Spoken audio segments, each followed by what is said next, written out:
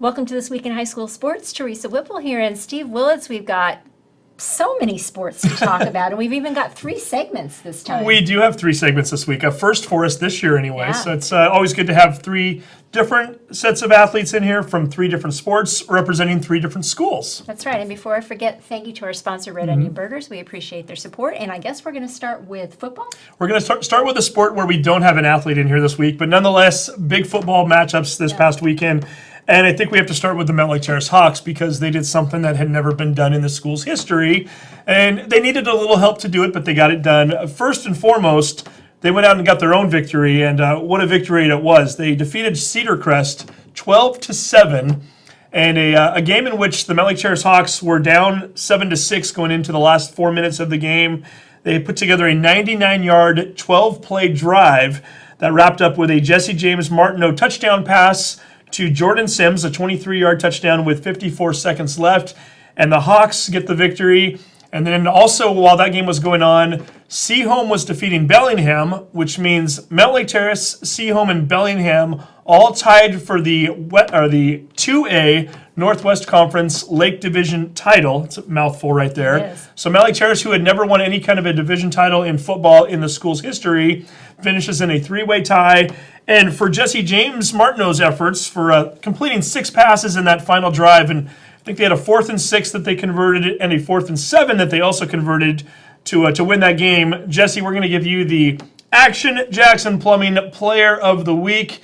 So congratulations to you on winning that shirt, and congratulations to the Hawks for advancing into the next round. They have a loser-out game coming up, and that will be on Friday night, 5 p.m. over at Mountlake Terrace High School against the Blaine Borderites.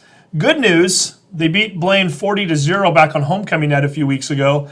The bad news, Blaine seems to be playing a lot better right now, and it's not going to be an easy game necessarily. So we'll see what the Hawks can do. And then we want to talk about a couple of the other teams also.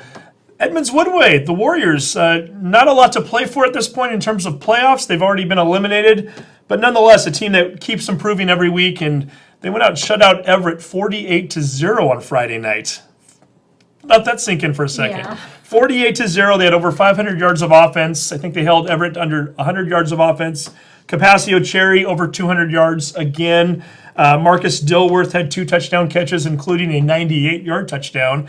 And the Warriors looked very strong the other night. So they're going to end their season on Thursday at home against Marysville-Pilchuck. Again, no playoff implications, but nonetheless, should be fun to see how they do. And then Meadowdale lost a tough one against Snohomish the other night, but they are also still alive for the playoffs. They're going to play a loser-out game, and this game is also on Friday night, so it's immediately following the Blaine Mountlake Terrace game. Meadowdale's going to take on Ferndale at 8 p.m., and if they can win that game, they will advance to the state playoff tournament the following week. And, by the way, Linwood also plays on Thursday night, their final home game of the season, or their final game of the season. They will be hosting Stanwood at 5 p.m. over at Edmonds Stadium. So all 4 teams in action on Thursday and Friday night, all at home this week. Plenty of opportunities to watch some football. Okay, great. Well, and next is tennis. Next is tennis, and guess who we're going to talk about? Must better be Edmonds-Woodway. It's going to be the Edmonds-Woodway Warriors. Undefeated as a team this year. They headed off to the sub-districts this past week over at Jackson High School in Mill Creek. And 3 of our tennis players from the Edmonds-Woodway Warriors advanced out of the sub-districts into the next district round, which will be at Arlington. And rather than give you details and tell you about what the scores were and even tell you who the players were for that matter, why not just have an interview with all 3 of them? That's what we did. We had all 3 of them in studio. Here's the interview we did with Drew, Alec, and Will. And joining us right now in studio, a team that might be the most successful Edmonds School District team across all of sports this fall. A team we've certainly talked about a lot on this show throughout the course of the last couple months. The Edmonds-Woodway tennis team, and the 3 players who have advanced out of the sub-districts into the districts, which are coming up starting on Monday. We have our doubles team over here, both seniors. We have Alec Matulko and Andrew Boland, and then our junior and the number 1 singles player, and really maybe one of the best players in the entire state right now, Will Molinaro. Guys, first of all, congratulations on a huge season thus far. Thank you. Got to ask you about the success of this team a little bit too. Alec, maybe I'll start with you. I look down the sheet here, 7-0, 7-0, 7-0. You guys have been blanking teams all season long. So it's not just one or two players. Did you see this success coming for the Warriors this year? If I'm being completely honest, I didn't think it would be that lopsided some of these times. I thought it would be a lot closer, but I think it it really shows that our team really just bonded together and we just have a really strong team up and down the ladder. And I've got to think, Andrew, when I start to look at some of the success of the team, you've probably got a lot of guys who could be number one or two players at other schools, and yet here they're probably down on the depth chart a little bit or playing maybe in a place they wouldn't normally play at. Does everybody seem to is it a friendly rivalry when guys are kind of battling for position on the team? Yeah, I mean, yeah, it's pretty friendly. Everyone's friends on the team, so, I mean, yeah. Everybody's having a good time and happy for one another. And I guess you don't have to worry about not being the only player to lose a match because everybody seems to win all the time. And Will, you're kind of the one that we've been trying to learn about over the last couple months. The name that came out of nowhere who just seems to be blanking people left and right. 6-Love, 6-1, 6-Love, 6-Love. Every time we look on My Edmonds News or in the newspaper, we seem to see all these scores that are against other number one players for various schools. So give us your background a little bit. You're relatively new to the Edmonds area. Yeah, I'm pretty new. I mean, went to O'Day. That was pretty cool. Went to Florida, didn't really work out, and then I transferred into Edmonds-Woodway last year. And, I mean, so far it's been going well, and it just keeps better and better. Well, we should point out you went down to Florida not because necessarily the family was moving there, but you went to play at a tennis academy, right? Yeah. And that's not something that anybody can just sign up for and go ahead and hop on a plane and take off to Florida. So you must have had quite a bit of success early on. So when did you start playing tennis? I mean, I've been playing tennis my whole life, but competitively since I was 10. Mm-hmm. Yeah. And you got back up here, Edmonds-Woodway, fairly new to you. So what did you know about the Edmonds-Woodway tennis team before you started playing this fall? I mean, I knew nothing about them. I mean, it was just, I went into tryouts blind and, it just kind of started booming from there. Did the two of you know anything about him when he was when you enrolled at the school? Because I guess you started late last year, right? So into your sophomore year. Yeah. When he shows up for practice in the fall, had you heard of him? Did you know anything about his playing? I mean, Alec, what did you know about Will Molinaro? I didn't know anything going in, but when I first saw him at tryouts, the first day, I looked at him you can tell this guy's a tennis player. He really looks like he knows what he's doing out there, yeah. Yeah, and I've got to think for you, I mean, obviously you're coming into a new environment. Could you tell that you were on a pretty good team already from the get-go? I mean, yeah, they were pretty good. I didn't know what to expect. It was my first year. I didn't know how the other teams, compared between them, but I mean, they were pretty good. Yeah, pretty good. They've been rolling so far. So before we start to talk about your own games and your successes in districts, I want to give a shout out to your teammates because, again, this has been a great team effort all year. Alec and Andrew, you guys have been the number one doubles team at Edmonds-Woodway all season long. Tell us a little bit about the 2, 3, and 3 teams. Maybe we'll start off with the number 2 team, for instance. Andrew, who was the number 2 doubles team this year? The 2 doubles team was Gabe and Harrison, and whenever we played them, it was a really tight competition. It was always close games, but they're pretty good. I mean, it's too bad they didn't stick together playing in districts or in league because they would have done pretty well. But. Yeah, Gabe ended up playing some singles, I think, for the districts, right? And then who was the number 3 team this year, Alec? I was Zach Foreman and Dylan Strauss. And they were both 2 new players to the varsity program, but they were both really, really good and valuable to the team. And a lot of the guys didn't even know Zach's name was Zach, right, for the longest time? Well, we always called him George because, George Foreman, yeah. The grill, the boxer, everything else. Mm-hmm. So, a solid number 3 doubles team. I've got to think that's probably a group that could have played number 1 at a lot of schools. Oh, definitely. No, they're really, really good, yeah.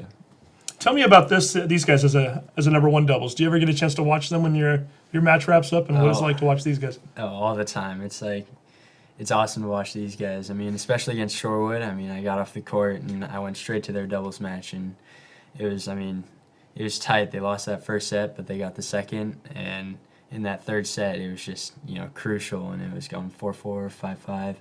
I mean, it was crazy, and it's always a blast to watch these guys. And Shorewood was the team that gave you guys the biggest push this year. You only beat them 4-3.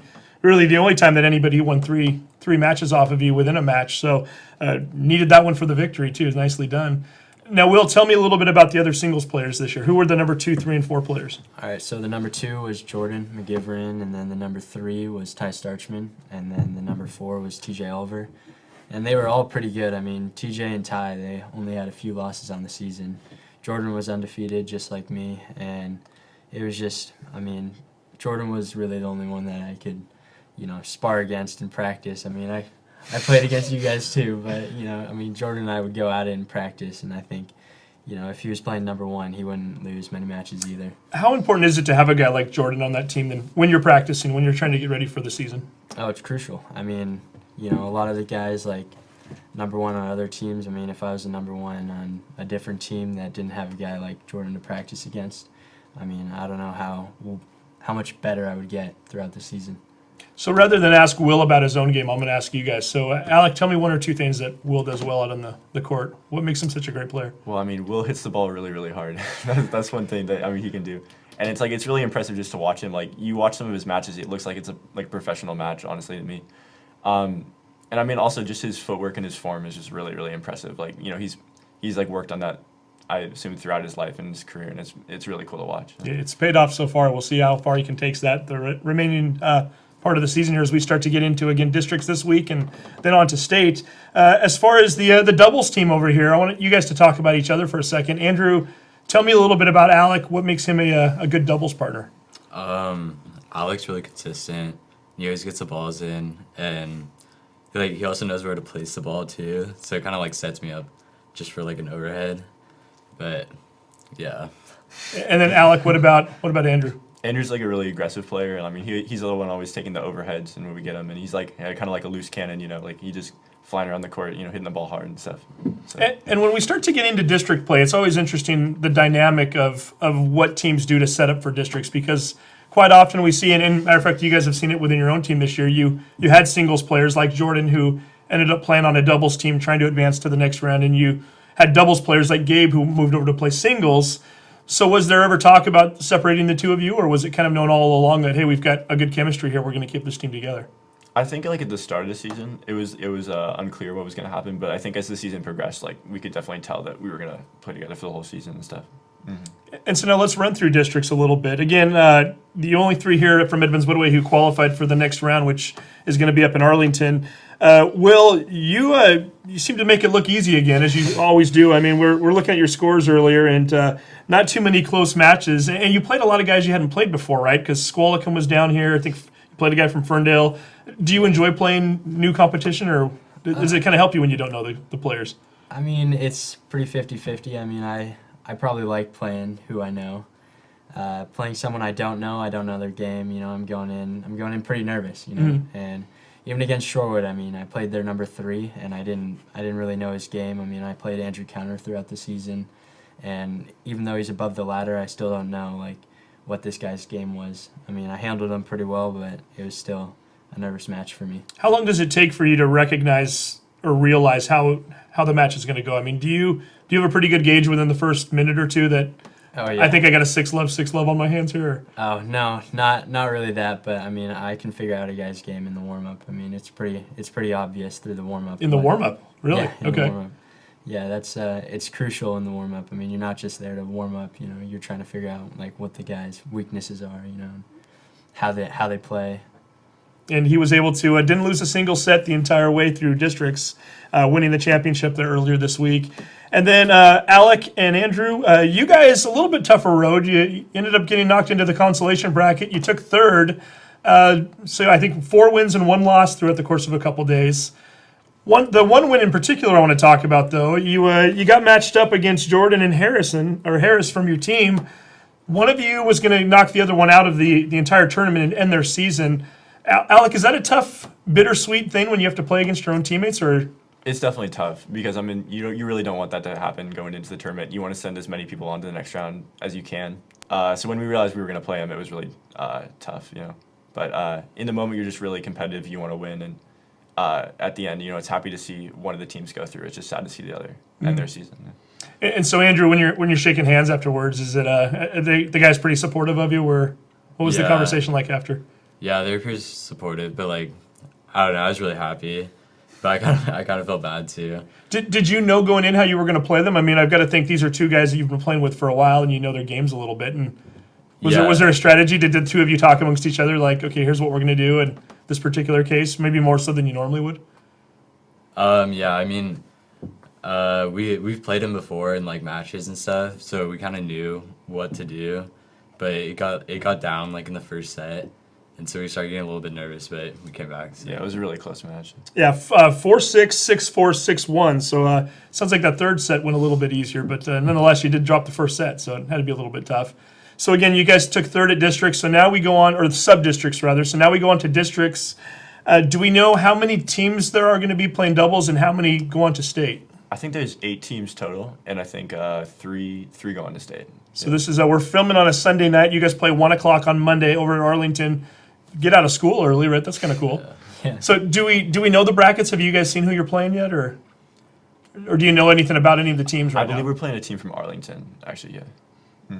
So kind of the unknown for you guys too, right? These are all teams from up in the Wesco 3A North Division, so perhaps teams you don't really see that much. Definitely, we haven't played them yet, so it'll be warm-ups will be key, kind of seeing what they're doing. Yeah. So we will see. And then what about you now, Will? Do you know anything about the? Again, you're kind of new to Wesco anyway, so you're kind of learning as you go here, and it seems to have been just fine. So do you know anything about any of the players you're going to be going against? No, I don't. I mean, I roughly know who went through the South and, what my draw's kind of looking like. But, I mean, in the North, I don't really know anything about anyone. I just know I'm playing the fourth best player, Alec, you want to make a prediction? How does the singles end up turning out? Oh, I don't want to say that, but I think Will's got a good chance of moving on. You're feeling pretty I'm confident feeling pretty for him. confident for him. Yeah. Yeah, I figured you might be, so I know we were talking earlier about it too. And as far as when you're not playing for Edmonds-Woodway, are you guys constantly playing tennis? Is it a year-round sport for you? And Will, you're going to play tonight, right? We're doing this interview at night, and you're going to go play later on Oh, this yeah. evening. I mean, right after, I'm just packing up my stuff and going to play with Jordan. Do you ever get burnt out, or do you ever worry about burnout at this time of year? Or? I get burnt out all the time. I mean, especially after Florida, I haven't really been playing much, and I didn't really play much until this season, and then once the season started, I've just been kind of playing throughout that and seeing how it goes. So when you're playing at an academy like that in Florida, how much of it is working on schoolwork? How much of it is working on tennis then? Oh, I mean, about like 6 hours tennis, 2 hours fitness, and the rest is school wherever you can cram it in. So is it kind of nice to get back to the regular regimen of being a high school student and just playing in the afternoons when you want to? And Definitely. I mean, I've missed it so much, and it's just great to be a part of it. I can imagine. And hey, as far as the state, it's kind of a weird thing too. We've talked about this in the past. If you qualify for state tournament around here is not until May, right?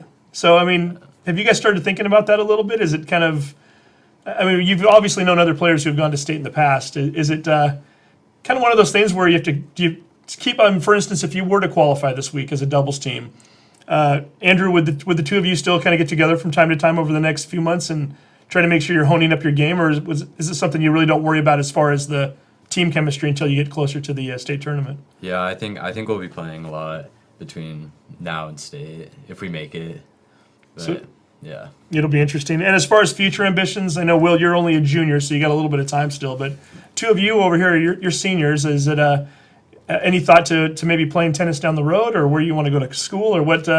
Alec, what does maybe next year look like for you? I think I'll just go to college regular, not do tennis in college. I might play on like an intramural team or something, but probably not like varsity or anything like that. It's a lifelong sport, so you can Yeah. keep playing it, right? Exactly. Any ideas what you want to study or where you might go? Not really sure what I want to study, but probably like UW, somewhere around there. Okay, and we should point out when Mr. Boland here walked into the studio earlier, he was wearing crimson and gray, so I'm guessing he's probably not looking at UW. But is Pullman in your future, or where are you thinking about? Yeah, going? I think so. Or like Eastern, because my sister went there and she had a good time there and played tennis. So Nice. yeah, And tennis in your future, or would you just going to be a Yeah. student next year? probably just play like in a club or something. Not anything like too hard.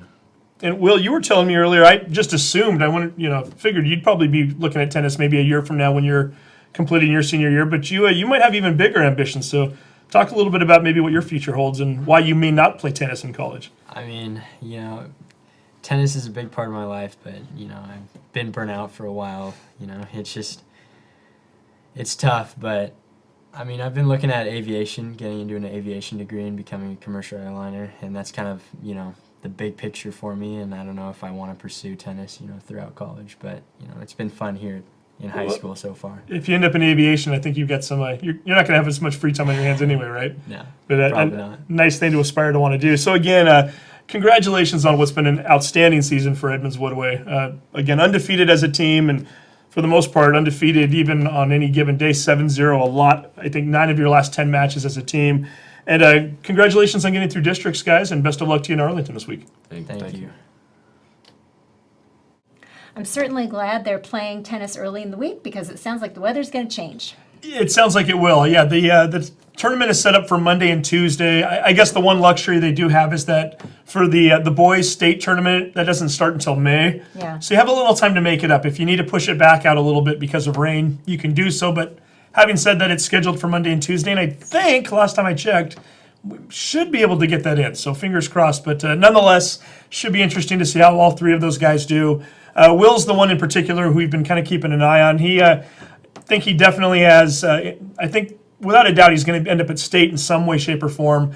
And I think he can probably do pretty well there once he gets there. Yeah. And then, again, Andrew and Alec, a really solid doubles team. He should have a nice chance of also advancing. So we'll see how they do this week. Yeah, good luck to the Warriors on that. And let's move on to volleyball. Volleyball, and probably my favorite sporting event that I've attended from the start of this school year, took place last Tuesday. We talked about it for a couple of weeks. It was the Pink Out game, match that was raising money for breast cancer. Edmonds-Woodway versus Linwood. It was great for a number of reasons. It was spectacular when you walked into the gym, table set up over to the side, raising money for breast cancer. The Edmonds-Woodway players were wearing their pink uniforms that they made, specially made for that particular match. Pink streamers all throughout the gym, a lot of pink shirts up in the stands, and just really well done. And so I know Kristen Rainian and some of her teammates in particular did an outstanding job with that. And then the match was really good too. Again, these 2 teams evenly matched, tied in the standings for a couple weeks now, and it looked as though Edmonds-Woodway was going to walk away with this one pretty easy. At one point, it was 2-1. Edmonds-Woodway had the advantage, and they were up 8-0 in the 4th set. Linwood comes storming back, wins the set, and then wins the 5th set as well. So the Royals get the victory, but really, I feel like everybody won that night. And I think 20, 30, 40 years down the road, we're not going to look back on that night and talk about who won the actual match. It was much bigger than that. So for both the Warriors and the Royals, who also participated in the event, congratulations on an outstanding night. It's something I will certainly not forget anytime soon. And then to talk about some of the other things going on in tennis, because we're starting to wrap up the season right now. Or tennis. We got tennis on my mind still. It's volleyball. Volleyball, yeah. Volleyball, we've got home matches this week for a few of our teams. And again, they're all kind of battling for playoff spots right now. Edmonds-Woodway is going to host Archbishop Murphy on Tuesday. Linwood hosts Shorecrest the same night. And then on Thursday, Edmonds-Woodway is over at Meadowdale. Linwood is over at Mountlake Terrace. And how's this for the standings? Linwood is in 6th place right now in Wesco. It's a 14-team league. 1 game behind them is Meadowdale. 1 game behind them, tied for 8th, is Edmonds-Woodway. Oh, so they're all kind of jockeying right now, trying to figure out where they're going to end up when the regular season ends the following Tuesday. And then we'll get into district play. So really, all these matches matter right now, and it should be a great time to go out and watch some volleyball. If it does start raining later this week, we've got you covered. Yeah. Pun intended. And Or the gym does. Enjoy, yeah. Okay, good. Well, and then back into outdoor sports and soccer. Soccer at Edmonds-Woodway again. Of course. They're doing very well. 2 victories this past week, 4-0 over Linwood, 2-0 over Shorewood. Edmonds-Woodway has 1 match remaining now before the regular season concludes, and that's on Tuesday night at Edmonds Stadium against Meadowdale. If the Warriors win that match, they will win the Wesco 3A outright this year. They've got Archbishop Murphy, I think, trailing them by 1 game. So Edmonds-Woodway needing a victory over Meadowdale. And speaking of Meadowdale, nice week for them. They pick up a 2-1 overtime victory over Mountlake Terrace on Tuesday. They then tied Shorecrest 2-2 on Thursday. A really solid Scots team, too. And Meadowdale right in the thick of things, trying to get into the playoffs. So we brought 2 of their players into the studio and talked a little Meadowdale Mavericks soccer with them. Here's Camryn and Claire. The Meadowdale Mavericks girls soccer team had a nice week, picking up a victory over Mountlake Terrace 2-1 in overtime, and then having a draw on Thursday against Shorecrest, a very good Shorecrest team. 2-2 was the score. And with us right now, 2 of the seniors from the team, Claire Jackson, who is a forward, and Camryn Cassidy, who is the goalkeeper. Girls, first of all, congratulations on a nice season so far. Let's talk a little bit about what the expectations were for Meadowdale. A winning record as of right now, and the last game of the year, the last regular season game, coming up on Tuesday. Claire, what were you thinking about this team coming in, and how do you feel like the team's played? I thought we were going to be strong for sure this year. I noticed that it's kind of, we start at the beginning of the season super strong, and sometimes we kind of have like those games where we just have like a sequence of losses in the middle, and it kind of brings us down, and sometimes I think it takes a couple games to pick us up again. But going into the season, I thought we were going to be pretty strong. We've showed like what we're capable of, and we've applied it to those hard games. For example, Shorecrest, Archbishop Murphy, those hard teams, yeah. Yeah, and when you do find yourself in a position like that where you're kind of slumping, Camryn, is there an easy way to get out of that in terms of psychologically, or what? I mean, for me, like, I'm one of the worst people to like be down, because it's like I play goalie and like you don't want your goalkeeper to be down. So like I always try to keep everybody positive. But I mean, it's not something like, it's something you have to do yourself, I guess. It's not like a team-wide thing. If there's one person, it kind of affects like the whole team. So we try to work hard and like keep each other up, but that's all we can do for each other. And it's interesting when you start to look at some of these scores. You're not exactly getting into big shootouts here either. It's been 1-0, 2-1, 1-1. A lot of low-scoring games. As a goalkeeper, do you find that it's maybe a little more pressure on you, knowing that each goal means that much more? Yeah, I guess. I mean, I know from experience last year and the year before, or freshman year, we have gotten into like penalty kicks, and that's a lot more pressure. So I'm kind of used to handling the pressure by now, but Last year too. yeah, I said last year. Oh, yeah. So yeah, a lot of close games, and you might have some better ones coming up here because, well, again, it's just about district time, and that's when it all really starts to count. Before we ask you about some of your teammates, I want you to talk about each other for a moment. The usual thing that we do on the show here. Claire, tell me a little bit about the goalkeeper. Do you get a chance to practice on her? Yeah, before games. Non-game days and Every before game games? and every Every practice. game of practice, me and Kelsey, my other forward, will shoot on her and warm her up. And I can always hear her from the top of the field, and she's all the way behind me. She tries to pick everybody up. She's a vocal leader then, is that Yeah, fair? she is. And I think she's improved on that a lot So- over the years. Besides the vocal part of it, what does she do well on the field? Give me an element of her game that's pretty strong. She's good at just like making those plays that I feel like a lot of other goalies wouldn't. Like I feel like a lot of goalies just stand and wait. Camryn's good at coming out and making those aggressive plays. Like when she wants the ball, she gets it. Fair to say you're proactive Yeah. then? Is that, Yeah. I walk around the penalty box a lot. I mean, I do say that, like, I told my teammates the other night that sometimes I get so bored that I start talking to myself about the game. But, do you ever like, look back and see her talking to herself? Or? No. That's a relief. At least you're Yeah. not doing that. No, but I like walk around. I am definitely like a movement type of goalie. I don't like standing still because I get really cold around the Keeps you center. focused into Yeah. the game, I would And I imagine. think one of her strengths is our defense can like rely on her to drop the ball back to her, which can be scary because like the forwards can obviously pressure her and get that goal opportunity, but she's always out and ready and has like a good first touch on it. Okay, now tell me a little bit about the forward here. What's Claire Jackson like? She works really well with like the outside mids and other forwards that we have on the team. She's very quick, and even though she gets really excited when she takes her shots, she's a very good like person to rely on to get like the assist from. She has a very like directed touch. So watching her is always fun because we are really close friends. So when we start to look at the rest of the roster now, Claire, tell me a little bit about the front line. You mentioned Kelsey earlier. Yeah, Talk about her a little bit. Kelsey's usually who I start with. And Kelsey's last name is? Studioso. She was injured for a little bit. I think 4 games. She had a concussion, which was hard on me because I was playing the one up top. So it was pretty much me against 4 defenders at times. And yeah, my outside mids would push up and help, but it's nice having that link because we work good together. One of us usually drops back, and like I can always rely on her to either pass the ball to me or like for her to be there. If I get the ball and need to pass it to somebody, she'll always be there to run onto it, get a good touch on it. Yeah. So who are some of the midfielders playing on this team? So on the left is Taylor Kessling, who's one of my best friends. I love playing with her because we just work super well together. Our chemistry is really, really good. In the middle, it's Jacelyn Hart, senior captain. She has really, really good touches on the ball. She does not lose the ball. I can always rely on her for those good Watching passes. her is very interesting. Yeah, and then also in the middle is Natalie Pope. She's a junior. She's really aggressive and will really like fight for the ball. Doesn't really lose it either. And then starting on the right is Adriana Valadez, who just always takes it down the line and crosses it in. Always creates opportunities for us. So everybody bringing a little something different to Yeah. the table there then. And then as far as back on the defensive side of things, who's right in front of you? Cassidy Gamble is literally like my version of a wall. Like if I'm like the last line of defense, she's like the big wall in front of me. Like she's very aggressive, has awesome touches. She's an overall like great person and like good player and like Nobody gets past her. no one gets past her. She's quick and aggressive when she needs to be, and she can always like see where the ball like is about to be, so she anticipates the ball really well and has like probably like 20 headers a game.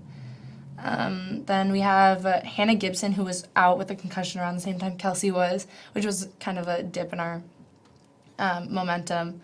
But we had she's very quick, and she does a lot of headers too. Like they're the two center defenders in our back line, and they work really well together. They're not afraid to pass the ball back to me, which is like what I like to see in defenders. And I don't get nervous when they're like moving around and like really high up. Like I feel comfortable with them back there. And then we have Madison Miller, who's on the like left outside, but she's she also played center when Hannah was out. But she's really strong. She's a junior. Junior. He's getting mixed up because she has a sister on the team. But she's a junior, and I've watched her improve over the years, and she's becoming one of the like most reliable defenders on the team, and it's really interesting to watch, and I'm excited to see like what happens next year with her in the back line. Oh, and then Jamie. Can't forget about Jamie. Is that Jamie Christensen? Yeah, Jamie Christensen. And she had the winning goal against Mountlake Terrace, Yes. right? In the overtime. Okay. Yes. She's quick and not afraid to go for the ball. Yeah, and one thing that I think she does really well is she's not afraid to push up as a defender, Yeah. so she'll push all the way up with us. Which is a forward you really like having. Yeah, it gives us support, and like she works really well with Adriana on that right Yeah. side, and she has no problem getting back to defense when she needs to.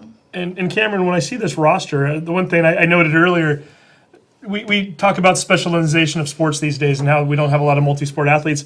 I feel like this is half the basketball team too. You have a lot of basketball players that play soccer. You don't always see that in high school. So No. what is it about the basketball team and soccer team that blends so well together? We all so a lot of us play varsity basketball as well together, and it's like our chemistry starting freshman year soccer together was already like pretty strong because we played basketball together like through feeder and like through middle school and stuff, and it was very interesting to watch our chemistry grow as a group, I guess, because a lot of us are seniors that play basketball together.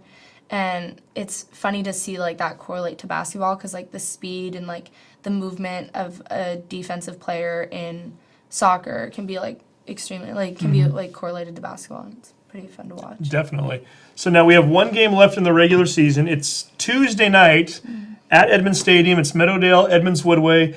Edmonds-Woodway, a lot to play for them. They're trying to finish off the season as the Westco champs. They will do so if they win.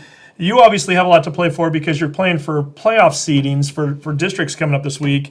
But Claire, for you, there's some family bragging rights on this game, right? Definitely. Who's across the field from you there? Gabby Chappelle, she's my cousin. We're in the same grade. Definitely, there's always been a rivalry with soccer between us. The whole family comes. Everybody sits on the Woodway side. Oh, really? Yeah. Okay. All my aunts and uncles went to Woodway, and my dad. So I'm Okay. the odd one out, but Even your dad roots Yeah. for Woodway. So you're well. I would hope your dad's rooting for Yeah, you he's on. rooting for me, yeah. There we go. Yeah, absolutely. So what is that like when you're out there with Gabby? I mean, do you talk to her at all when you're out on the field? Or? I mean, we both play forward, so we're not really next to each other a lot. But there definitely is just like a tension during warm-ups. We'll see each other. We talk about it before. Definitely will be bragging rights if we win, hopefully. And being that you're both seniors, a lot of pictures after the game on Yeah. on Tuesday night. Yeah. And you all know that they're cousins too, right? I would imagine. So it's kind of Yeah. fun. Yeah. Well, talk about the game itself and what it means, because the way it's set up, if the top 6 teams, and they use an RPI system, so it's an index rating, top 6 teams get automatic berths into the districts, which start next Saturday.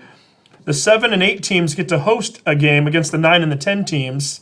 So the 7 plays the 10, the 8 plays the 9, in a loser-out game on Thursday night this week. Right now, we kind of have you guys projected around the number 7 spot, so it looks like you might even be able to get up to number 6. We're not sure yet, but is that something you're keeping an eye on? Do you scoreboard watch this time of year trying to figure it out, or is it easy to kind of block it out and just play your own game, Claire? Just the other day, we had practice Friday morning. Me and Jacelyn were looking at the scores, kind of trying to figure it out. But I think when game time comes, it's easier to just play and not worry about the standings. I think definitely our team we really push ourselves when we play harder teams like Shorecrest, Woodway, Archbishop Murphy. Like, we definitely just pursue ourselves and play our hearts out, go 100% the full 90 minutes. So, I mean, I think it'll be a good game.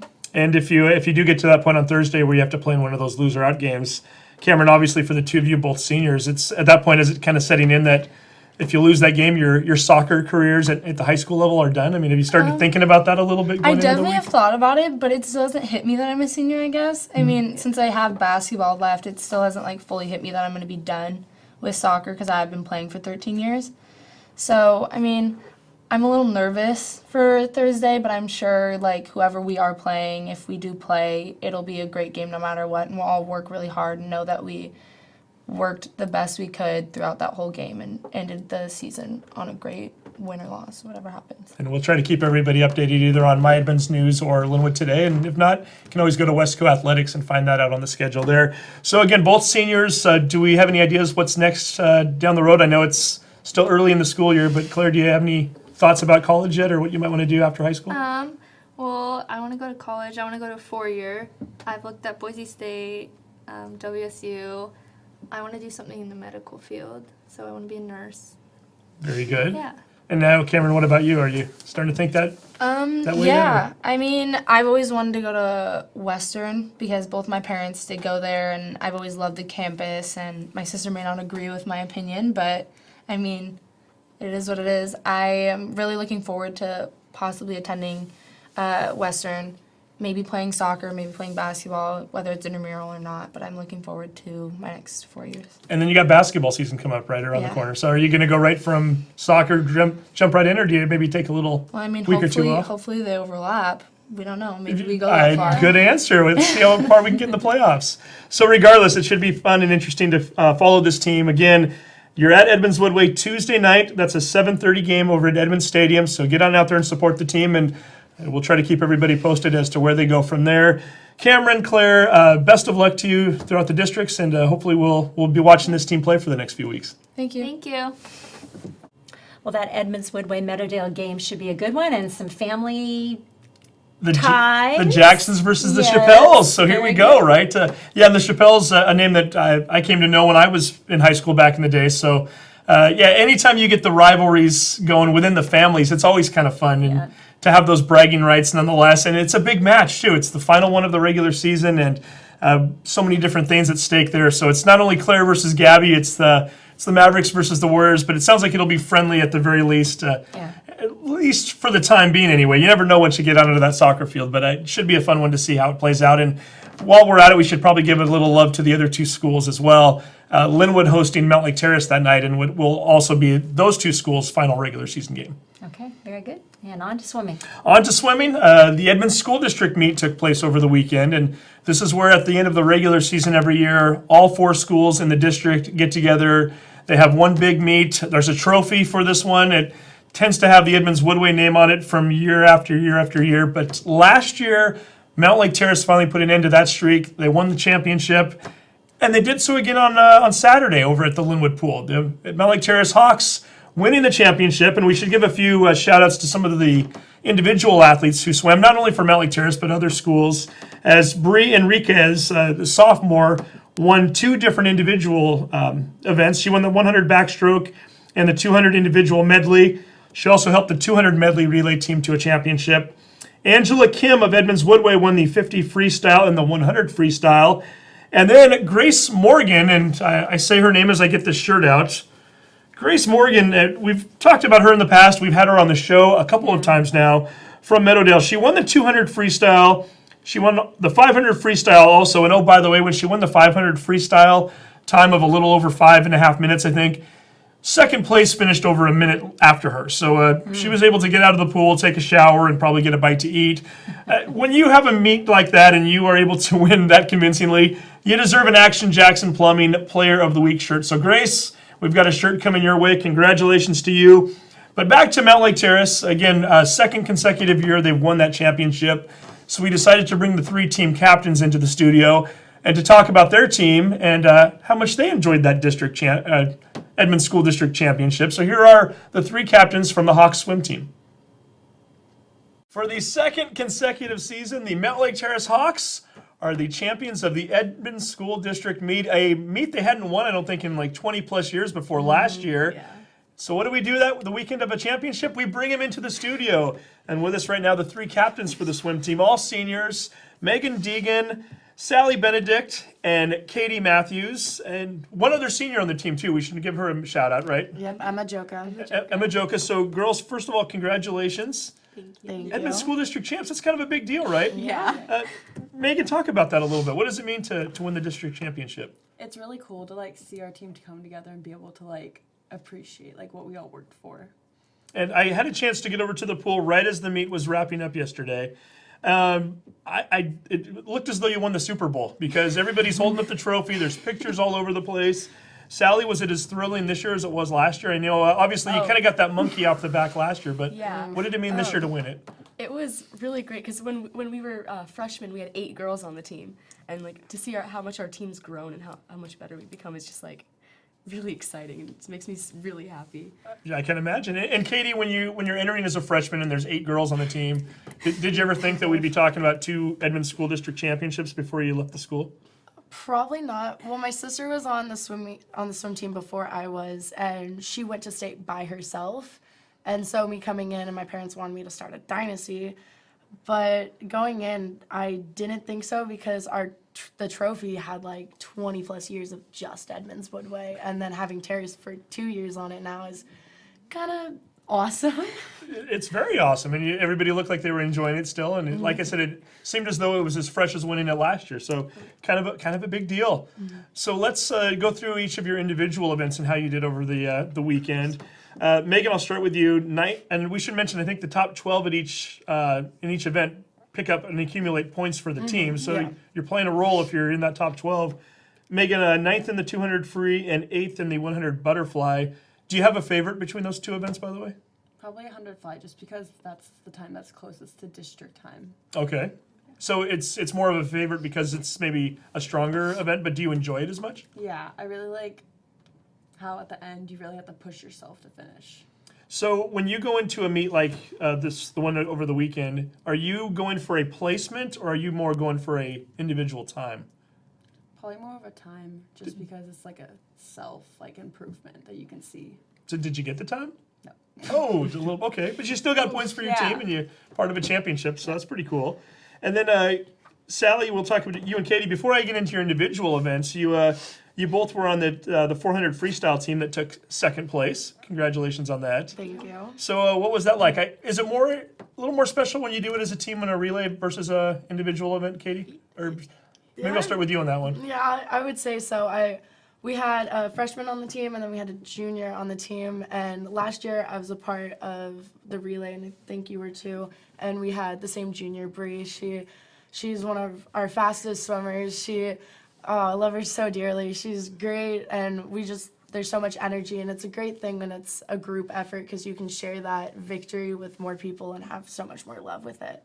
Sally, I'll have you piggyback on that. How do you feel doing well in a relay versus maybe an individual? The relays, for me, it's like more people are counting on you, and so I just push myself more because like I know those other girls are relying on me more than if I was doing an individual event. I like the answers, both of them. So if we start to look at the individual here for the weekend. Katie, 4th in the 100 freestyle, 4th in the 100 backstroke. Pleased with those finishes? The 100 freestyle, I feel like I should have gone faster. I could have gone faster. And the 100 back, I've been doing it since I was little. And so I've been practicing since I was little and had so much more practice on it. And I did everything legally. But I do think that if I kicked any harder, my legs might have fallen off. And we should mention in the 100 backstroke, who won that event this week? That was my junior Bree. Sophomore? Yeah, sophomore Bree. I'm sorry. And Bree's last name, we should give her a shout out to. Yeah, can't say her last name. I just saved my life. Enriquez? Enriquez? All right. Yeah, had two victories over the week for Bree, and we talked about her a little bit on the show last year. Is it fun for you as seniors to see a sophomore with that much talent, Sally, Yes. and to watch what she's able to accomplish? What is it Yeah. like watching her? It makes me really proud because like when she was a freshman last year, it was just like, oh, she's like our little child, and she's doing so good. It makes me really happy to see how good she's doing. Megan, is it tough for some of the older swimmers, you're like 16, 17, when you're watching a freshman have that much success, or now a sophomore? Is it, do you find that most people are able to kind of accept it and feeling good for her? And how does that work on the team? Yeah, because she really like tries and shows that like she's putting in a lot of effort, so there isn't like much like room to say anything negative because she like really is putting in all her effort. And she just seems to keep getting better and better. And we should also mention she was on one of the relay teams too, so a lot of success for her over the weekend. And then Sally, had a nice showing yourself here, third in the 200 freestyle, and you finished behind Grace and Jersey from Meadowdale, who we've had on the show this year, two very good swimmers. Yes. And then you took second in the 500 freestyle behind Grace. And Grace won the 500 freestyle by like a minute, I should add too, right? It's Oh yeah. what is, I mean, when you're lining up at the start line, is it kind of a foregone conclusion that Grace is probably going to take first, and are we kind of going for second, or how does that? Well, What's that so mentality like? I haven't swam the 500 since last season, Mm-hmm. so this is my first time swimming the 500 since last season. So I was just hoping, because the girls that got third and fourth, I was hoping to pace off of them and hopefully not get fifth or something. But then I was like, oh wait, I can actually go faster, and then I just kind of went for it. So were you using them to pace you for the first part of the race, or at what point did you decide you were going to go for it and take second? I kind of went off of Grace for the first 25, and then I was like, I can't do this. So then I kind of went a little bit slower and kind of just went my own pace after that. So is it fair to say you were surprised you got second then? Yeah, I was really surprised. I can imagine if you hadn't done it in almost a year. But now what about the freestyle event? Did you The where you finished 200. there? The 200, yeah. Yeah. I did pretty good on that one. I swam that one for the last 3 meets. I've been doing pretty good on that one. I was really happy with that one also. And when we start to look at this team, we mentioned there's only 4 seniors on the entire squad, and you start to look at some of the success that this team had across the board, really. I mean, a number of podium finishes for this team, and I'll just mention some of the names by first name: Bree, Carly, Emma, Tiffany, Angelina, Judy, Kayla, Kate, Rubina, Lilia. Did I leave anybody out? Am I getting everybody? Those are all sophomores, juniors, and any freshmen in there too. Angelina. Angelina. Yeah. And they all finished in the top 10 in their events. In some cases, top 3, top 4. I mean, They're fast girls. yeah. You gotta give it to They're them. really determined. So I mean, as you kind of like you mentioned earlier, Sally, when it's kind of your younger sisters, if you will, is this a team that's set up to have some success over the next couple of years? Yes. Yes. Not just Rita, right? Definitely. Yes.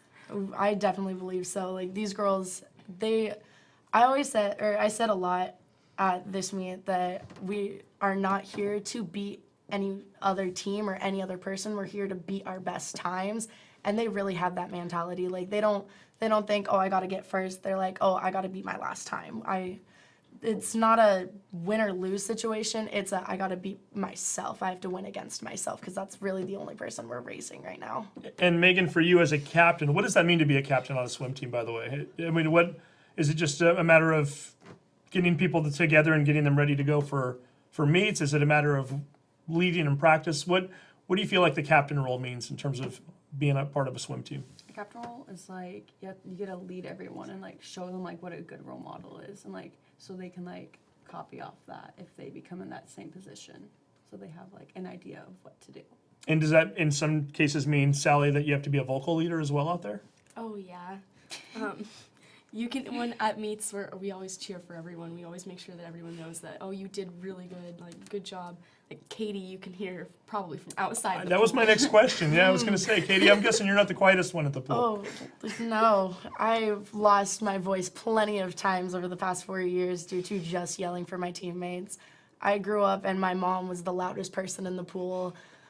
So I grew up and I knew to be a supportive person, because that water, you can't hear anything. So you got to be loud. You got to be they have to be able to hear you when they're swimming. So I try to do that, and my voice has been gone many a times. So, Sally, Megan, can you attest to that when you've been in the pool before? Can you hear Katie when you're swimming? I remember when I was a freshman, the first day of practice, Katie scared me so bad because she was so loud. And I was like, I'm really shy before I get to know people, but Katie was just the loudest person at the pool, and it terrified me.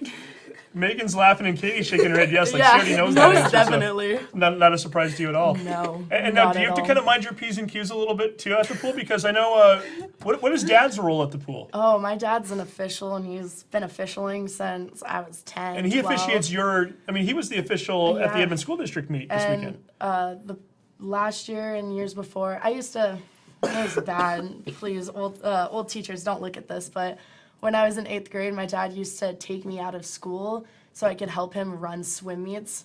I was like in 8th grade, and my sister was a freshman, and I used to leave so I could go and help my dad officiate. And when I turn 18, he wants me to start taking classes so we can do like a father-daughter officiating team. So he's there to make sure that everyone's doing turns, starts, strokes legally, and that no one's trying to like cheat the other teams. And he's DQ'd me a few times, so like. And Sally, you mentioned before the camera was rolling that you don't get any favoritisms with Mr. Matthews, do you? No, I feel like he's harder on us just to prove that he's not biased against us. It makes me so mad. You hear that, Mr. Matthews? So what's Dad's first name? John. So there we go. So if you see John Matthews out there, make sure you're doing what you need to do if you're the Mountlake Terrace team. He's not going to let you get away with anything, no. is he? He watches us like hawks. Get it, because we're hawks. But they are Hawks. So I had to. Boom. Hey, now we're starting to look towards the district coming up. That's where you qualify for state. You get a little bit of time off now before districts. It's November 2nd and November 3rd up in Anacortes. Megan, what is the goal at districts? And really, is it kind of refreshing and fun knowing that you're going to go against swimmers you don't normally see? Do you have any expectations going in, or do you just kind of go out and try to do your best? I usually just go out and try to do my best because I don't know anyone and like what they're capable of, and if they're just like gonna improve. So it's like I have to do my best. And last year, your best was pretty good. All three of you were part of a relay team that made it to state. And now you were the alternate, I believe, Megan, on that team, and the two of you, Sally and Katie, made it. So is that the goal again this year? Is it primarily, are we looking at the relay team or individual sports, or what's the hope for November 2nd and 3rd? I'm hoping more for the relays because my individuals, I can barely make districts, but I'm hoping to get into state with the relays. And so far, are we feeling like those times are right around where they need to be, or do we? I believe so, yeah. I know we're definitely going to districts for it, and I do have a goal for one of my individual races, but like I would rather go if I could go as a relay, I feel like it would be a lot better, so I could help other girls go with me, because I wish that our entire team could go to state, but sadly can't have them all. And so it's coming to an end pretty quickly. So you're all seniors, so do we have any ideas what we're doing in the future, or is one sport athletes here, right? So no other sports coming up. So what's the rest of the school year look like for you, Megan? Well, since I've been doing Running Start, I was planning to get my AA when I graduate, and then right now I'm applying to a couple colleges in the state. Good for you. Excellent work. And then Sally, what about you? Do you know what you're going to do yet? I was thinking of going to community college for 2 years and then transferring to university. I kind of wanted to do something with the medical and maybe a nurse, but I don't quite know yet. And then Katie?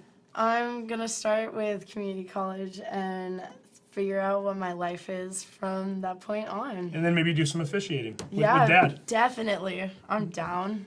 So It'll we be will see. So dangerous. yeah, right now they don't have to worry about that. They just have to worry about celebrating the Edmonds School District title and also getting ready for districts. And we should also point out, as we wrap this interview up, it was Bree's birthday yesterday at the meet, so that was kind of a big deal, right? Yep. And I think we did have one last message for the crew before we go, right? So 1, 2, 3. Happy birthday, Emma! There you have it, the Mountlake Terrace Hawks, captains of the Edmonds School District champion winning swimming team. Well, good luck to the Hawks, and I guess we've got 3A competition next weekend too, right? We do, yeah. Meadowdale, Edmonds-Woodway, and Linwood will be heading up to Snohomish's pool to take part in the districts, and that's where they try to qualify for state, which is the following week. So a lot on the line for all of the swimmers this coming week. I should say that's the following week, so it's November 2nd and 3rd, Okay. and then the state championships will be on November 9th and 10th down in Federal Way. Okay, very good. All right, so what do we have left? Cross country? The only thing we haven't talked about yet as Yeah. far as our fall sports cross country, the divisional meet was at Lakewood High School this past weekend. So that's where all of the Wesco 3A, 2A, and 4A schools all get together. So 23 schools, so all of their top runners were there. And the Edmonds-Woodway Warrior boys, not a bad showing. They took second as a team behind Arlington. Diego Peraza finished in 5th overall. Dylan Hartano finished in 6th, and Lucas LeCambra took 7th. And they all finished within 1 second of each other. So I'm guessing the three of them were kind of pacing the trio together, as to speak. And then Alex Williams, a junior at Mountlake Terrace, took 12th. So he was the number 1 underclassman from the Edmonds School District. So congratulations to all those guys, and to Mountlake Terrace for that matter, as they took 10th as a team. So not a bad showing for them. And then on the girls' side of things, Glacier Peak won the overall championship, but our Edmonds-Woodway Warriors took 5th as a team. Alyssa Hershey took 9th overall, and Stephanie Robluski was 10th. And all of our runners will now head over to South Woodby this weekend for a big district meet in which they will try to qualify for the state championships the following week in Pasco. So Mountlake Terrace, Linwood, Edmonds-Woodway, and Meadowdale, I guess, did we mention all of them? All will be over in South Woodby this weekend. I can't believe we're already talking about state championships. Where did the time go? It's flown, hasn't it? And we're going to be talking about winter sports pretty soon, too. I know. So it's... Wow. Well, that's good. It goes. It flies. It really does. Okay. Well, we will be back next week with all of the results and what you have to look forward to the following week. So hope you have a great week, everybody. Take care.